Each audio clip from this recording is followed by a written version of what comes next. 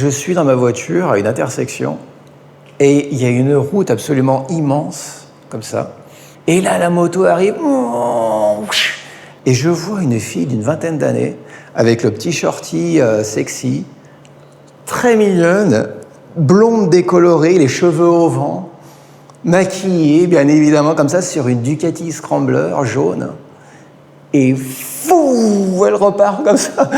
Et j'ai trouvé que c'était tellement la Thaïlande, ça.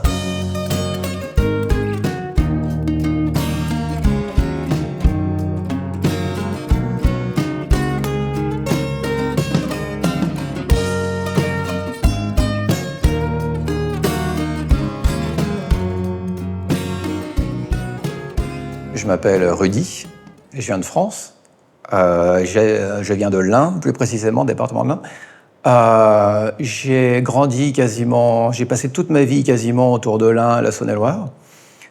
J'ai fait des études d'économétrie, j'ai arrêté en maîtrise, j'ai travaillé un petit peu. Ensuite, je me suis réorienté vers la banque et l'assurance. J'ai travaillé un petit peu et ensuite, je me suis réorienté vers la médecine chinoise, donc massage chinois et acupuncture. Et voilà, quand je suis arrivé en Thaïlande il y a 12 ans, je suis arrivé en tant que praticien en médecine traditionnelle chinoise. Et voilà. Et donc maintenant, en Thaïlande, je suis marié. J'ai 2 enfants. Et j'habite à Kalassin. J'ai toujours vécu à Kalassin, dans l'Isan. Donc voilà, c'est d'ici dont je peux parler. Et tu es professeur dans une petite école ?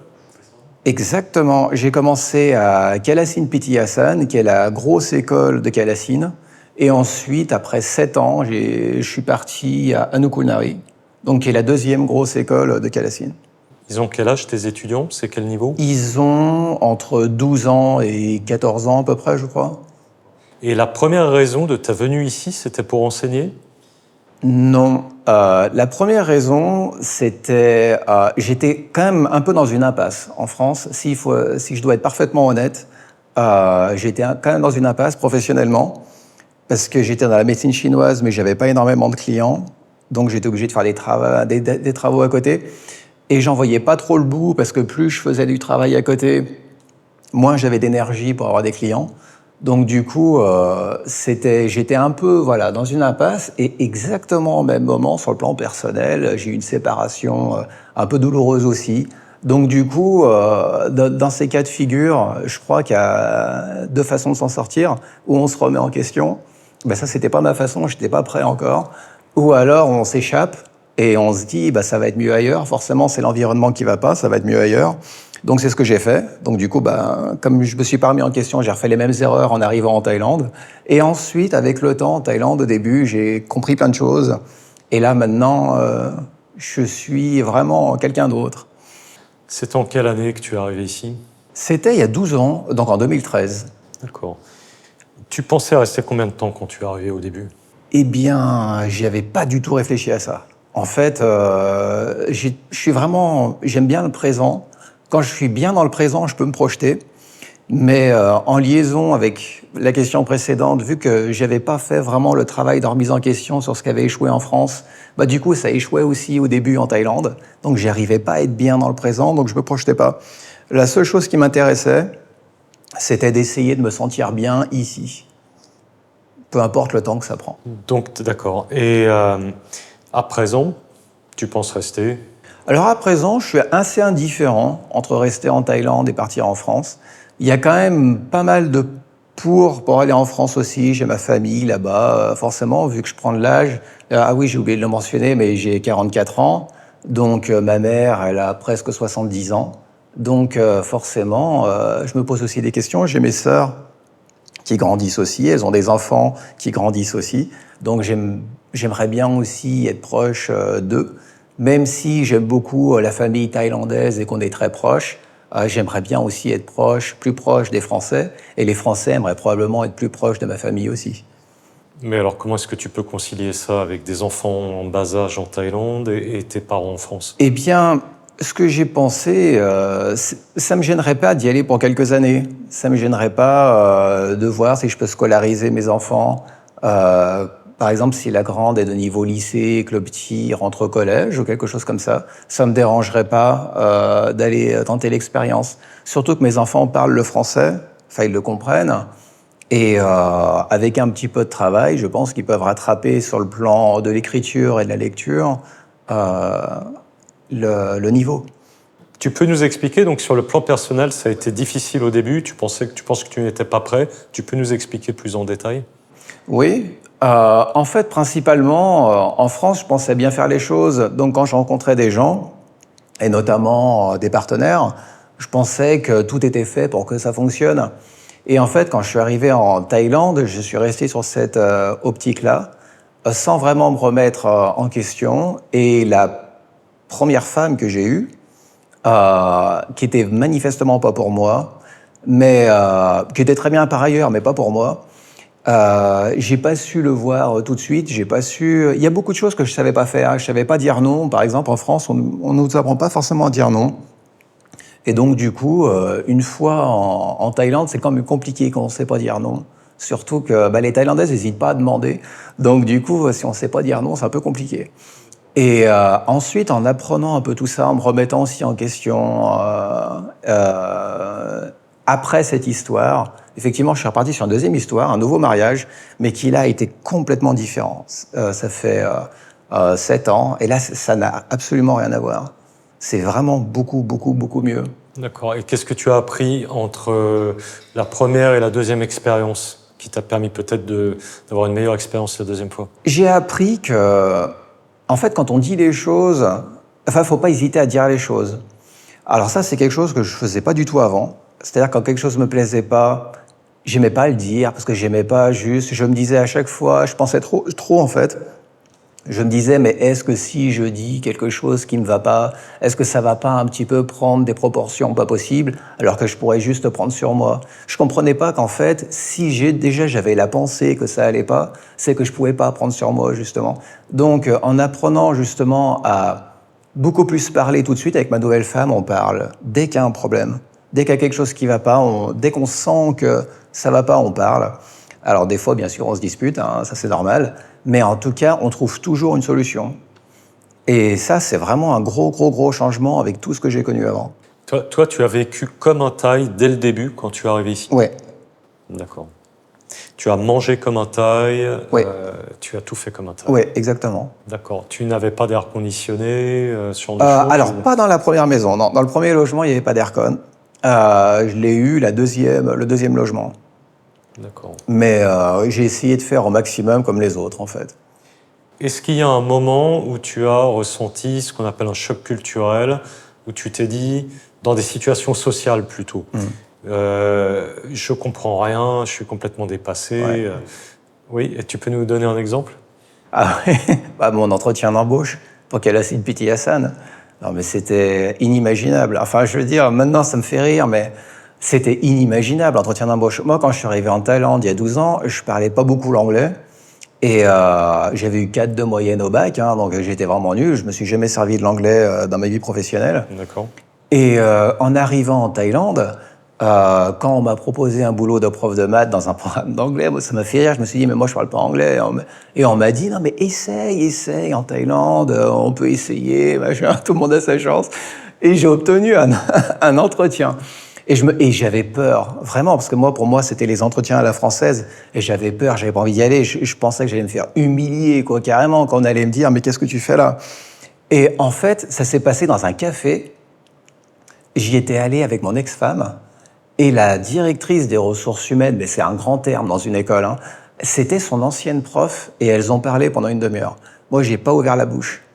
Et à la fin de l'entretien, quand la prof se lève, elle me dit, on t'attend lundi. Donc tu viens. J'avais pas du tout. Ils savaient absolument pas. Quand je suis allé le lundi à l'école, je comprenais rien, mais j'ai signé mon contrat.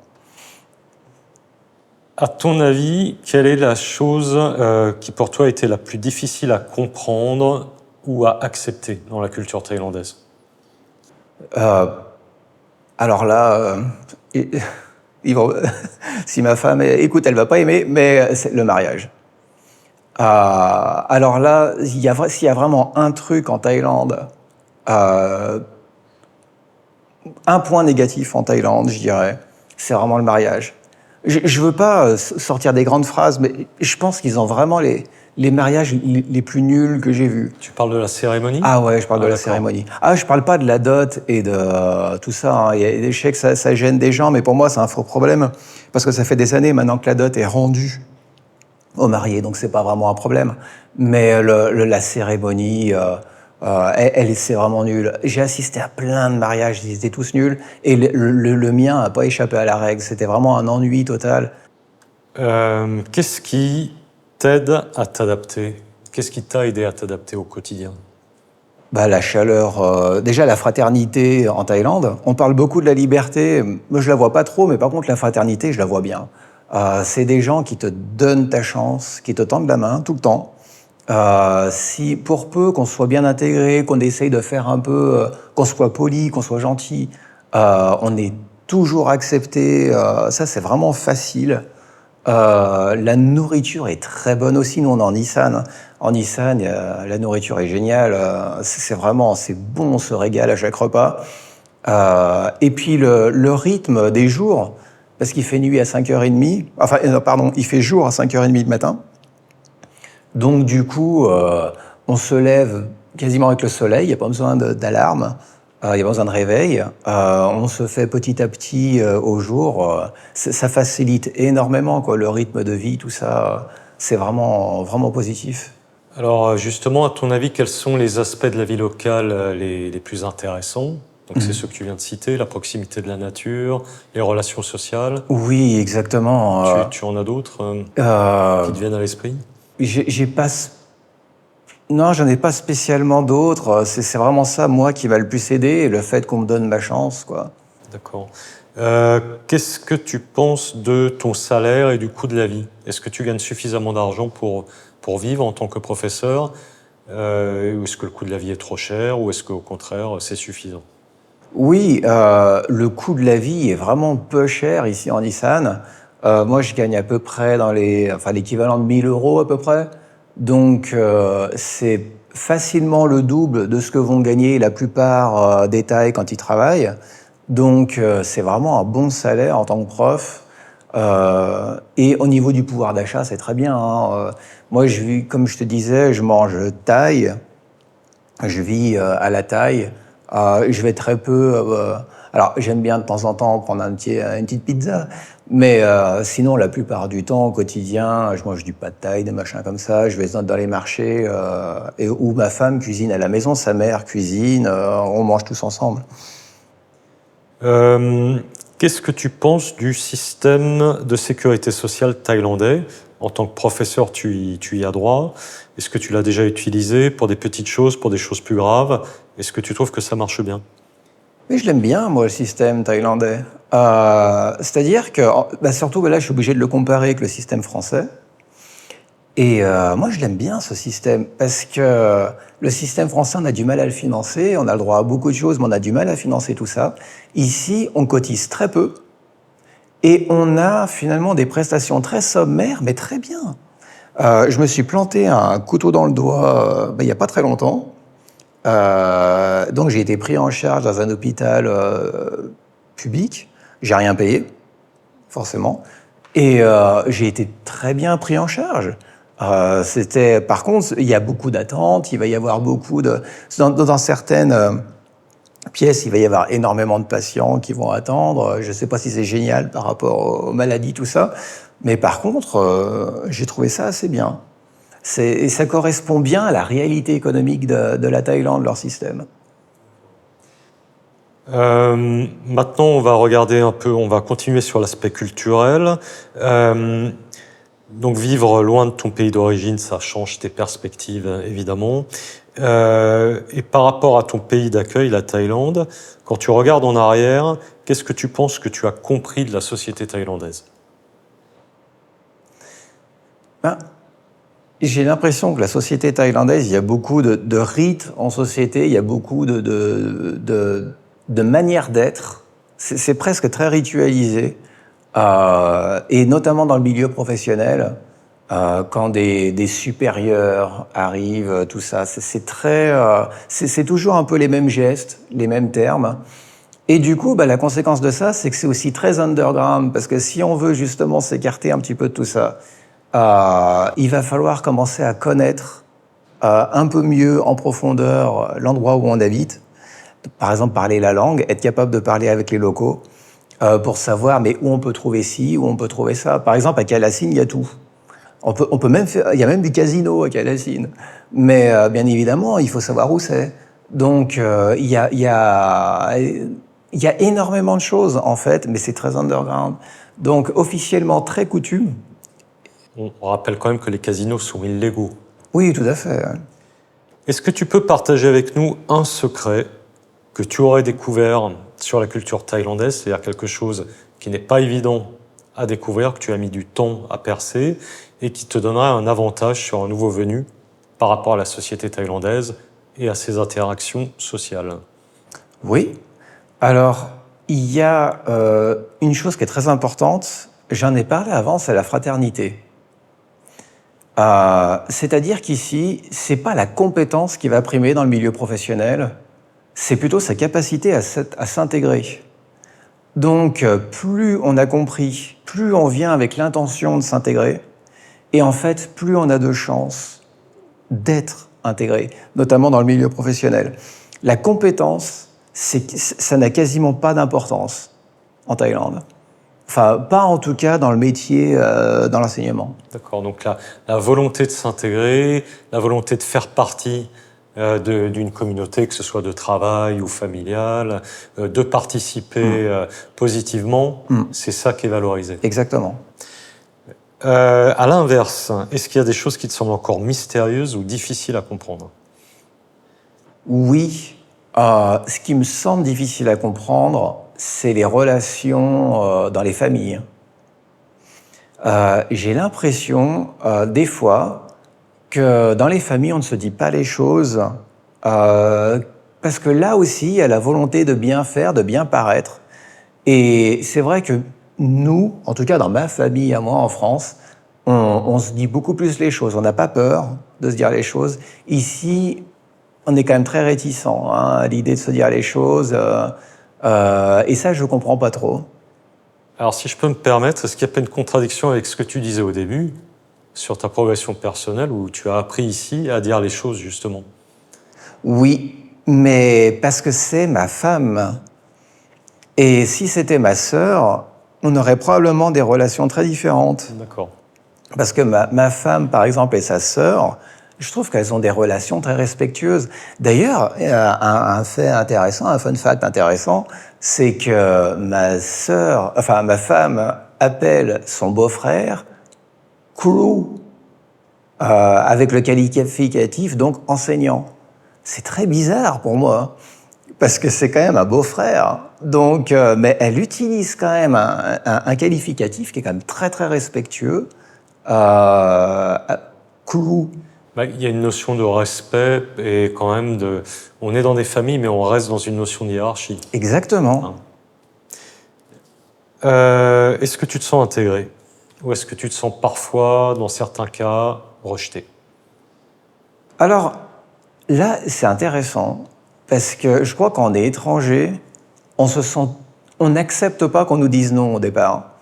On assimile toujours ça à du racisme, par exemple, ou au fait qu'on ne veut pas être intégré. On dit de nous, on a tendance à penser, oui, finalement, ils n'aiment pas les étrangers, voilà. Ils nous appellent les farangues, et ils n'aiment pas les étrangers, c'est pour ça qu'ils nous disent non. Et en fait, c'est pas du tout ça. C'est juste qu'il se passe la même chose avec des Thaïlandais entre eux. C'est juste qu'il faut accepter aussi, des fois, qu'on nous dise non. L'intégration, moi, personnellement, je vais te répondre honnêtement, je sais pas trop ce que ça veut dire. C'est-à-dire que moi, en France, je vivais avec quelqu'un, j'étais dans ma famille, au travail, et en Thaïlande, c'est exactement la même chose. Je ne sais pas si le ressenti de quelqu'un qui travaille à 7-Eleven, qui va m'accepter quand il va me voir ou pas, je ne sais pas si on peut appeler ça l'intégration, j'ai du mal à comprendre. Alors, si ça peut t'éclairer, on a eu d'autres réponses d'autres enseignants qu'on a interviewés. Je ne sais pas si tu te reconnaîtras dans ces réponses. Ils faisaient la différence entre l'intégration et l'assimilation. L'intégration, c'est tu participes à la société. Donc là, en Thaïlande, c'est vraiment la base. C'est très important de participer à la société. Sinon, on reste un touriste. Hein. Et l'assimilation, c'est devenir thaïlandais. Est-ce que tu vois, ça te semble avoir du sens, cette vision de ces deux niveaux?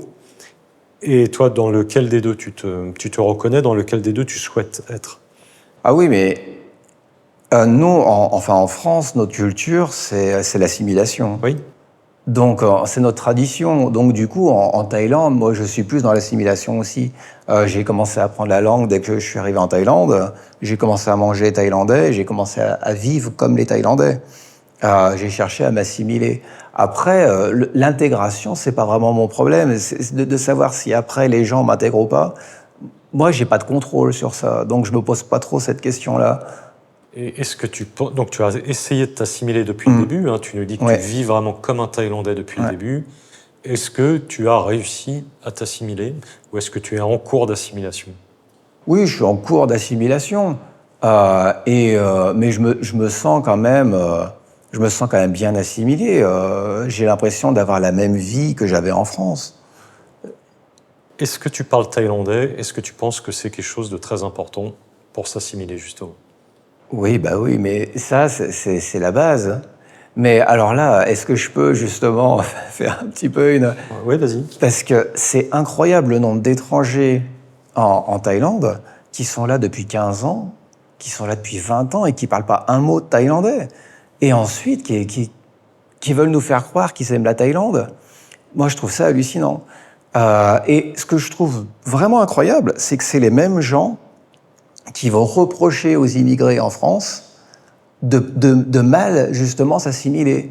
C'est les premiers à dire « Je comprends pas, par exemple, pourquoi une famille, je sais pas, qui viendrait du Maroc, au bout de 3 ans, parle toujours pas français. C'est qu'ils cherchent pas à s'assimiler. Et ça part tout de suite dans les extrêmes, alors que eux-mêmes, en Thaïlande, au bout de 15 ans, ils parlent toujours pas thaïlandais, mais c'est pas un problème pour eux. Est-ce que tu penses que tu parles de gens plus âgés, peut-être? Tu parles de retraités? Ah, je parle de beaucoup de monde. Hein. Je parle de beaucoup de monde. Je pense qu'à 80 à 90% des étrangers, il faudrait faire des stats, mais qui parlent absolument pas, qui n'ont pas le niveau de langue qu'ils devraient avoir par rapport au temps.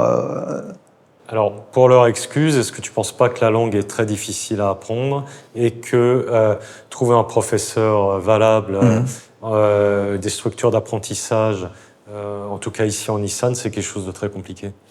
Et quand on est algérien et qu'on écrit l'écriture algérienne et l'arabe depuis jeune, et puis qu'on vient en France et que c'est pas du tout le même alphabet, que c'est pas du tout la même langue, qu'il faut s'intégrer, est-ce que c'est pas exactement le même niveau de difficulté?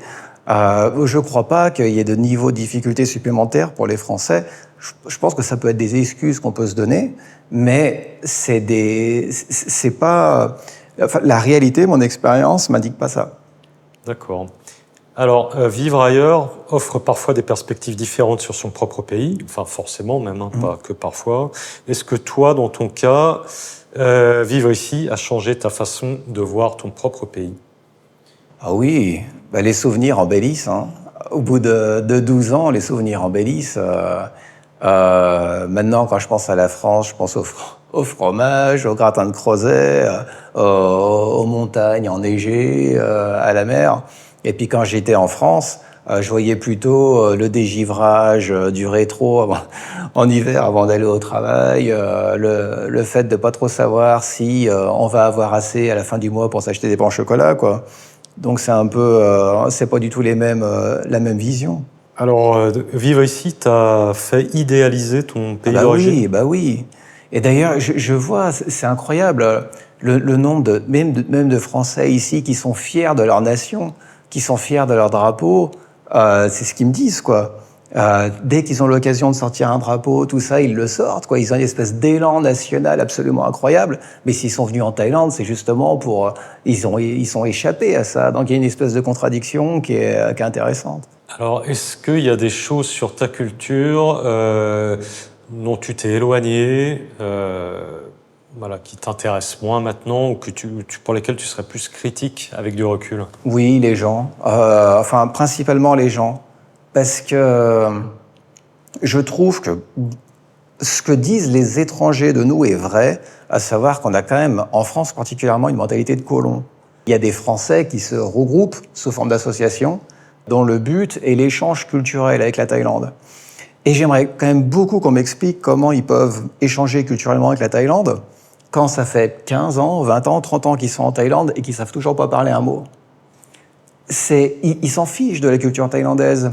C'est juste des colons. Ils font ça pour partager leur culture. Mais ils ne sont pas du tout là pour prendre la culture de la Thaïlande, c'est pas possible. Sinon, ils parleraient déjà au moins la langue. Est-ce qu'il y a des choses que tu comprends mieux sur ton propre pays avec le recul? Oui, une chose qu'on a, nous, et que je trouve très bien, c'est les repas. Parce que justement, en Thaïlande, c'est pas très important de manger tous ensemble. Quand on peut, on mange tous ensemble, mais on peut aussi manger chacun de son côté, chacun son plat, Il n'y a rien qui est vraiment ordonné. En France, on est très ordonné, et je crois que c'est bien, parce qu'on apprend des tas de choses en fait au cours des repas, et notamment quand on est jeune, quand on a des enfants, ils apprennent plein de choses pendant les repas, la curiosité, la différente nourriture, la patience, l'observation, regarder les gens manger, savoir si on peut prendre la dernière part, qu'est-ce que les autres ont mangé. On apprend à faire attention aux gens, on apprend la patience, on apprend des tas de choses qui sont très intéressantes, je trouve, pendant les repas. Et ça, c'est vraiment un point. Si je pouvais juste apporter une chose à moi dans ma famille en Thaïlande, ça serait ça, quoi. S'attendre pour manger, être ensemble. D'accord. Donc ça fait partie des choses vraiment positives de la Oui. culture française, Oui. le savoir-vivre, Oui. notamment autour de la table. Oui, Ouais. je trouve que c'est important. Alors, maintenant, parlons de ton travail en Thaïlande. Oui. Qu'est-ce que ça signifie pour toi d'être un enseignant en Thaïlande? Je dirais que c'est assez proche d'enseignant en France, hein, c'est-à-dire quelqu'un qui a des outils pédagogiques pour partager une connaissance. Mais en Thaïlande, la subtilité, c'est qu'il faut aussi avoir beaucoup d'empathie avec les élèves, parce que les élèves viennent d'environnements qui sont très différents par rapport à la France. Il y a des élèves qui vivent seuls à 13 ans. Il y a des élèves qui vivent avec leurs grands-parents. Il y a des élèves dont... voilà, il y a beaucoup de parents qui travaillent à l'étranger, par exemple. Donc, il faut vraiment faire preuve d'empathie parce que les élèves qui viennent vont vraiment s'attacher à nous, ils vont nous prendre un peu pour des parents. Et il faut vraiment avoir cet esprit à chaque fois en Thaïlande de se dire, voilà, c'est pas mes enfants, mais il faut un peu faire comme si, quoi. D'accord. Quels sont les défis auxquels tu dois faire face dans ton travail ici, que ce soit au niveau relations avec les étudiants, méthode, culture particulière de travail? Alors, il y a une très grosse difficulté que je rencontre tout le temps, ça fait 12 ans que je la rencontre, c'est qu'en fait, je travaille dans un programme privé, donc les étudiants payent, et comme les étudiants payent, on a une obligation de résultat en quelque sorte, et il faut qu'ils aient au minimum, dans ma matière, 13 sur 20 de moyenne. C'est-à-dire que le moins bon élève doit avoir 13 sur 20 en mathématiques. En France, 13 sur 20, c'est déjà une bonne note, hein. Là, le moins bon élève doit avoir 13 sur 20, ce qui veut dire qu'en fait, le meilleur élève doit avoir 20, et comme la moyenne des élèves est quand même plus proche du meilleur élève que du moins bon, tous les élèves ont des bonnes notes. Et c'est un gros problème dans la plupart des écoles, notamment ici en Nissan, c'est que les élèves ont de trop bonnes notes, et du coup, ils perdent aussi en motivation. C'est très difficile de les motiver au travail parce qu'ils savent qu'ils auront des bonnes notes. Et c'est très difficile de motiver des profs au travail parce que de toute façon, ils savent qu'ils devront donner des bonnes notes. À ton avis, quelles sont les différences principales entre le système d'éducation thaïlandais et le système d'éducation français? Alors, tu n'as peut-être pas été professeur en France, mais tu as été étudiant, donc tu as vécu ce système. Est-ce que tu t'en rappelles? À ton avis, quelles sont les différences principales? Alors, j'ai été prof en France, j'ai été prof d'économie. Oui, j'ai eu plein d'expériences différentes. Tu ne l'as pas dit dans ton introduction. Oui, j'ai oublié parce que ça a été moins d'un an, c'était de la vacation. Ah oui. Il y a quand même des différences assez notables. En France, on est beaucoup moins empathique avec les élèves parce qu'on veut être juste. Mais du coup, par exemple, un élève qui va être en échec scolaire, on va juste dire, bon, bah, il est en échec scolaire. Donc on va attendre la fin de l'année et il va sortir. Un élève qui va pas être au niveau, bah, on va juste proposer le redoublement et c'est tout. On va dire, bah, il est pas au niveau, donc on propose le redoublement. Ici, en Thaïlande, c'est un peu différent. Quand l'élève est en échec, on va toujours trouver une solution pour le faire évoluer. Parce qu'on veut pas qu'il redouble. il n'y a quasiment pas de redoublement. Donc en fait, il va toujours falloir trouver une solution, y compris qui viennent pendant l'été, entre 2 semestres, pour le mettre à niveau. Donc tu penses qu'il y aura une plus grande responsabilisation de l'enseignant par rapport Ah oui, oui. au résultat de l'élève? Oui, mais les enseignants sont de fait plus responsables. Parce que vu que ce sont des espèces de substituts de parents ils sont plus responsables. Je connais pas un prof ici qui travaille 30 heures par semaine, ça n'existe pas. Ils travaillent tous 40, 50, 60 heures, ils vont même chez les élèves des fois. Donc il n'y a pas de... C'est très différent. D'accord. Et la culture des écoles s'aligne là-dessus. C'est pas seulement de l'engagement vocationnel des enseignants, c'est aussi finalement ce que leur demande l'école. Une présence énorme au-delà des heures de cours, revenir éventuellement les samedis et les dimanches pour des cérémonies particulières, des examens, des camps. Hein. Tout à fait. D'accord. Donc ça, c'est très particulier en Thaïlande. Oui. Est-ce que tu dirais que toi, tu amènes quelque chose de spécial à tes étudiants en tant qu'enseignant étranger? Non, rien du tout. Je connais pas un prof étranger qui apporte quoi que ce soit de particulier. Là encore, il faut avoir un état d'esprit un peu particulier pour penser ça. On n'est pas prof de formation, donc de toute façon, on peut pas être au niveau des profs de formation. C'est un peu de la folie de le penser. Même un Américain, oui, bah bien sûr, il est natif, donc il va mieux parler anglais qu'un prof d'anglais. Mais quand on dit prof d'anglais, le nom commun, c'est prof, c'est pas anglais. Anglais, c'est un adjectif. Le fait, les outils pédagogiques, c'est bien le prof qui les possède. Et donc, les profs thaïs sont beaucoup plus efficaces en enseignement que les profs étrangers. J'ai rarement vu des profs étrangers qui étaient capables de faire évoluer les élèves. D'accord. J'avais entendu des critiques, moi, sur peut-être un manque de pédagogie des enseignants thaïlandais, de la part d'enseignants étrangers. Ouais, mais ils ont quoi comme formation? Ils sont profs, les enseignants étrangers? Oui, pas forcément. Ouais. Bah non, ils ont quoi comme outil pédagogique? Ouais. Ils ont fait un IUFM, ils ont fait quelque chose. Tu penses que la formation des enseignants thaïlandais est bonne en Thaïlande? Les profs avec qui j'ai travaillé sont très bons. Hein. Ils ont ils ont des vrais outils pédagogiques. Hein.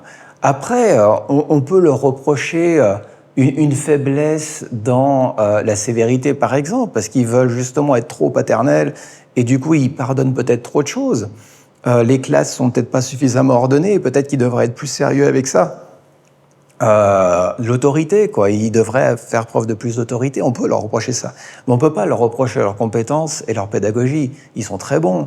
Quand je vois les plans de cours des profs d'anglais qui travaillent en collaboration avec nous, ils sont très bons. Le prof de maths qui travaille avec nous est très très bon. Il fait les mêmes cours qu'on aurait en France. Donc il n'y a pas de problème de pédagogie.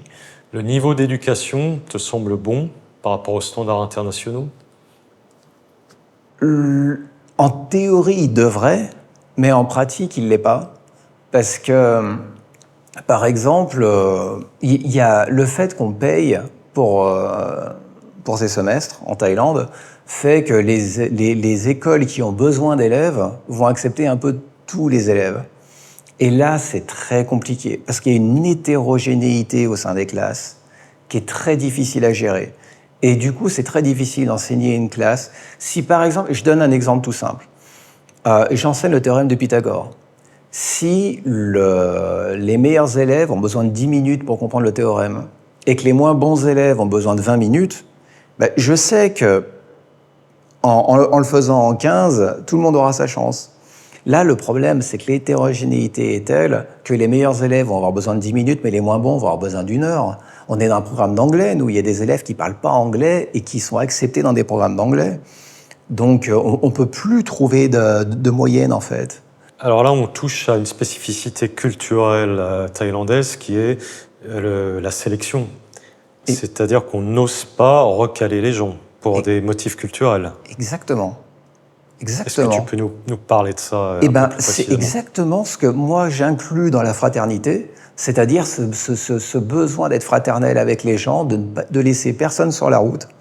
Quand quelqu'un a des difficultés, on trouve des solutions. On l'accepte et on essaie de trouver une solution avec lui. Est-ce que cette sélection, finalement, elle finit pas par se reporter sur le passage à l'université la sélection au niveau de l'université? C'est comme ça que ça se passe? Oui, mais complètement. De toute façon, il y a un moment donné, ça coince, quoi. C'est-à-dire qu'on peut aider les jeunes élèves, mais quand les élèves ne progressent pas, arriver à l'université, évidemment que ça coince, parce que il faut bien comprendre qu'en Thaïlande, le problème, c'est qu'il y a de l'hétérogénéité des élèves au sein des classes, mais il y a une grosse hétérogénéité sur le niveau des écoles. Moi, j'ai visité des écoles internationales à Rayong ou à Bangkok, mais qui sont mais 1000 fois meilleures que nous. Enfin, c'est incomparable. C'est-à-dire que nous, si tu prends mon école, les élèves en France, en moyenne, sont probablement meilleurs. Mais si tu prends une école à Rayong, les élèves français sont pas meilleurs. Hein. Ça, j'en suis sûr. D'accord. Et qu'est-ce qui fait la différence? C'est la sélection des enseignants et des élèves? C'est probablement l'autorité, déjà. C'est des écoles qui sont beaucoup plus autoritaires et ça se voit tout de suite en arrivant. Les files d'attente, enfin les queues, attendre son professeur, bien se comporter. C'est un peu à la japonaise, quoi. Un peu beaucoup plus sérieux, quoi. Donc, oui. D'accord. Donc le prix de la réussite, c'est finalement de s'éloigner un peu du modèle culturel local dans le système éducatif. Oui, mais de toute façon, c'est ce qu'on dit, la liberté, elle est castratrice. Hein. C'est-à-dire qu'à un moment donné, quand on veut donner trop de liberté aux gens, on peut aller nulle part. Hein. C'est-à-dire qu'il faut de l'ordre à un moment donné. Hein. Et ça, c'est une remarque générale sur la société thaïlandaise ou c'est spécifique à l'éducation? Alors, pour moi, ça sera spécifique à l'éducation parce que c'est ce que je connais, c'est là où je travaille. Après, je sais pas dans les autres domaines comment ça se passe. J'imagine les Thaïlandais réussissent pas mal dans certains domaines. Hein. Je pense qu'il y a naturellement de l'ordre dans d'autres domaines. Hein. D'accord. Je pense au sport, par exemple, au taekwondo. Il y a des sports comme le volley, il y a des sports où ils sont très bons. Il y a des activités aussi où ils sont très bons. Je crois qu'ils font de la bière, qu'ils la font eux-mêmes, leur bière. Je pense qu'il y a des domaines qui savent bien s'organiser. Ouais. Alors, à ton avis, où est-ce que les étudiants thaïlandais performent le plus? Dans quelle situation? Dans quel type d'activité? Quelle situation? En art, ils sont très forts en art. J'ai jamais compris pourquoi. J'imagine qu'il y a une raison sociale ou je sais pas, ou culturelle, j'imagine, parce que ça peut pas être inné, sinon ça serait raciste de dire ça. Donc en fait, il y a quelque chose qui fait qu'en art, ils sont bons. Mais bien meilleurs que ce que moi j'ai vu, ce que j'ai vu en France. Il y a des gamins qui ont 10 ans, 11 ans, qui sont capables de dessiner des vignettes de manga, mais quasiment aussi bien que les dessinateurs originels. C'est incroyable. Il y a des gamins qui se mettent à la guitare, et on ne sait pas pourquoi, au bout de quelques années, qui deviennent très très forts, quoi. Est-ce que c'est des qualités de l'ordre de la patience qui sont en jeu? Patience? Et peut-être que ça rentre dedans, parce que quand on voit justement les gamins qui sont passionnés par quelque chose, ils sont capables d'être sur ça toute la journée, quoi. Alors, qu'est-ce que tes étudiants te donnent en retour de ton implication? Alors, c'est compliqué parce que je demande rien, j'attends rien, je fais pas trop attention. Je crois qu'en des profs, la vraie récompense, c'est la réussite des élèves après, quoi. Quand ils arrivent à rentrer dans les écoles qu'ils voulaient, dans les premiers choix, quand ils arrivent à faire ce qu'ils aiment, c'est là où on a un petit peu notre retour, quoi. C'est un petit peu notre sucrerie. Mais sinon, non, il n'y a rien de spécifique.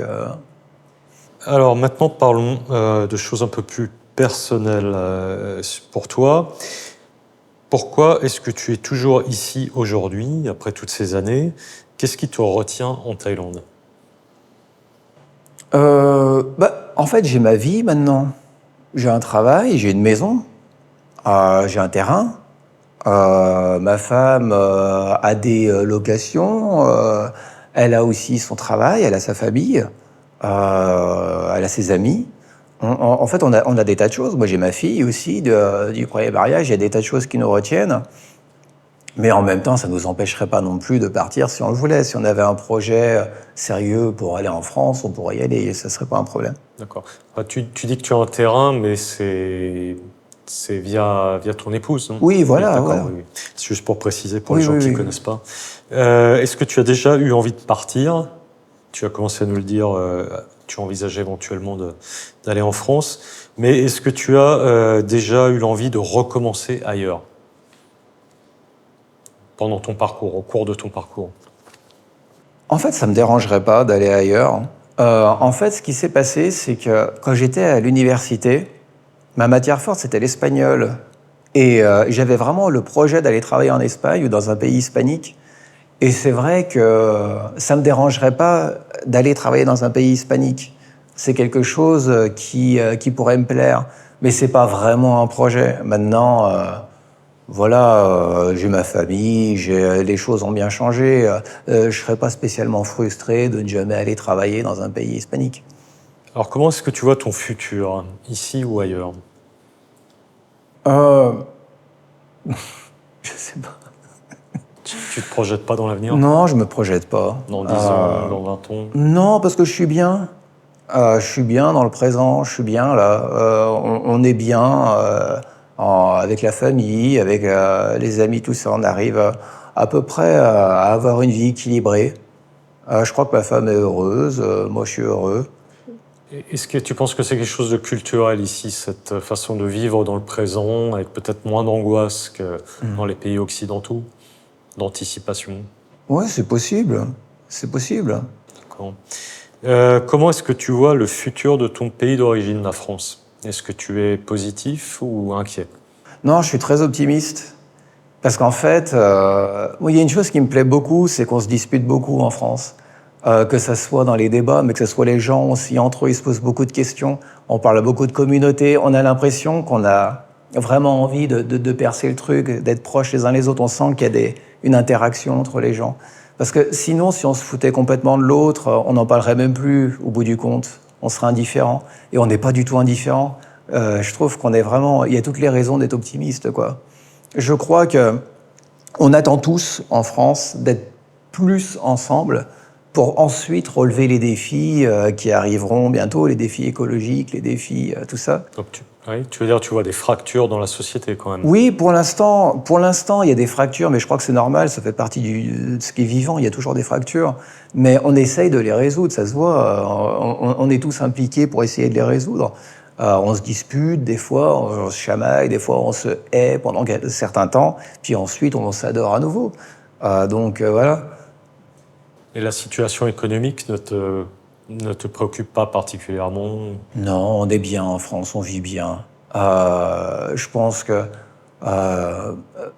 n'importe qui aujourd'hui en France, même avec un minimum, peut quand même vivre correctement. Qu'est-ce que tu penses du futur de la Thaïlande? Alors, c'est pas pareil. Là, je suis un peu plus inquiet parce qu'en Thaïlande, on ne parle pas du tout de climat. C'est-à-dire que le réchauffement climatique, ça ne les concerne pas. Il n'y a aucun débat, il n'y a rien. On ne trie même pas nos déchets en Thaïlande. C'est-à-dire que quand les Français payent pour trier eux-mêmes leurs déchets, nous, on les met n'importe où, nos déchets. Donc, en fait, l'un dans l'autre, ça sert à rien, en fait.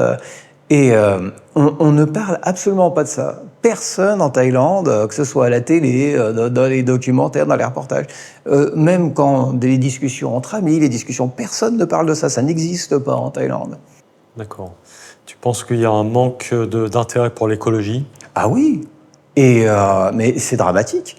Parce qu'à Bangkok, l'année dernière, il faisait déjà 50 degrés. Il y a des jours, il faisait 50 degrés. Les scientifiques annoncent de 5 à 7 degrés supplémentaires d'ici 30 ans. On va faire comment à Bangkok quand il fera 57 degrés? Alors, pour finir, des questions un peu plus symboliques. Et puis après, je te ferai des affirmations sur la culture thaïlandaise et je te demanderai de te positionner en disant si tu es d'accord ou pas et commenter si tu le souhaites. Alors, pour finir, 2 petites questions. Si tu devais résumer ton expérience en Thaïlande en une phrase, quelle serait-elle? Alors, j'aimerais tricher et la raconter en un souvenir. C'est très court. Hein. Ouais, vas-y. Je suis dans ma voiture à une intersection et il y a une route absolument immense, comme ça, et je vois au loin une moto et je sens que la moto va à une vitesse incroyable. Et je sens qu'il ne faut pas que je passe. Je devrais avoir le temps de passer, mais je passe pas parce que je sens que la moto arrive vite. Et là, la moto arrive... Et il y a une espèce d'effet ralenti, un peu comme dans le film Matrix, au moment où la moto passe, et une espèce de seconde où je vois exactement ce qui se passe au niveau de la moto. Et je vois une fille d'une vingtaine d'années, avec le petit shorty sexy, très mignonne, blonde décolorée, les cheveux au vent, maquillée, bien évidemment, comme ça, sur une Ducati Scrambler jaune. Et fou, elle repart comme ça. Et j'ai trouvé que c'était tellement la Thaïlande, ça. C'est à la fois cette espèce d'inconscience. On peut vraiment tout voir à n'importe quel moment. Voir cette jeune fille sur une Ducati Scrambler rouler, mais je sais pas à combien, mais tellement dangereux, en plus sur une route thaïlandaise, mais tellement libre en même temps, et avec cette grâce, ses cheveux au vent. Pour moi, ça résume vraiment bien la Thaïlande. La liberté Ah ouais. et l'insouciance. Quel conseil donnerais-tu à un jeune professeur qui penserait à venir ici pour enseigner? Viens. Voilà, c'est tout. Viens. Ne pense pas trop, viens. Et fais-toi ta propre expérience. Alors, quelques affirmations culturelles. La première, ici en Thaïlande, l'attitude sociale polie, calme, la volonté de ne pas déranger l'autre, de respecter les hiérarchies, ça semble plus important pour l'ensemble de la société, c'est plus valorisé que la pertinence de ce qu'on dit ou ce qu'on fait, l'énergie ou la créativité qu'on va mettre pour régler des problèmes, faire avancer des choses. Bah oui, complètement. Tu es d'accord? Ah, complètement. D'accord. Est-ce que tu peux commenter? Bah, oui, c'est exactement en fait ce que je disais avec le fait de s'insérer, être, s'assimiler dans cette société en reproduisant ces rites un petit peu en public, de respect, tout ça, ça sera beaucoup plus primé que la compétence. C'est pas une société qui se base sur la compétence, la Thaïlande. Il suffit d'aller dans des restaurants dans l'Isan et on voit tout de suite que la compétence, c'est pas ça. Hein. Qu'est-ce que tu veux dire par rapport au restaurant? Bah, qu'il y a énormément de restaurants en Isan où les gens ouvrent le restaurant par opportunité, en fait, par une presque naïveté, alors qu'ils sont pas compétents pour cuisiner. D'accord. Du coup, on a l'impression qu'on analyse moins les situations, qu'on débat moins de ce qui est bon ou mauvais pour éventuellement le changer, au profit du respect du consensus.